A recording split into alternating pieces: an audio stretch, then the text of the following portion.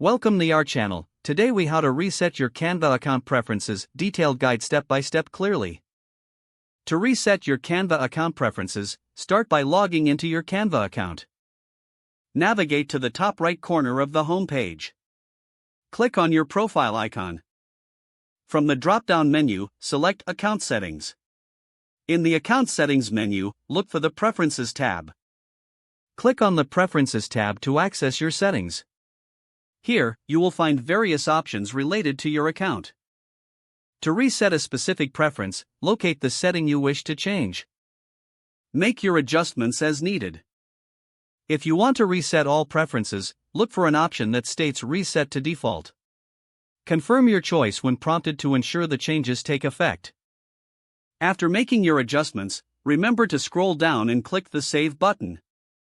Once your preferences have been saved, you can log out and back in to see the changes. Finally, review your settings to ensure they reflect your desired preferences. If the page does not load, refresh the browser or try again in a private or incognito window. Make sure you are using the correct email address, then retype it carefully to avoid small typos. If your password is not accepted, use the reset option and create a new strong password you can remember.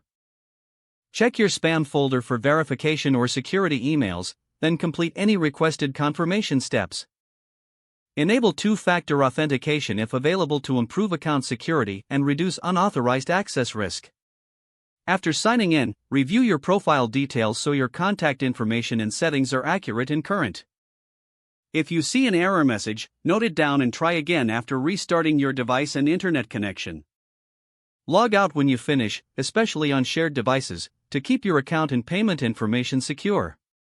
If the page does not load, refresh the browser or try again in a private or incognito window. Make sure you are using the correct email address, then retype it carefully to avoid small typos. If your password is not accepted, use the reset option and create a new strong password you can remember. Check your spam folder for verification or security emails, then complete any requested confirmation steps.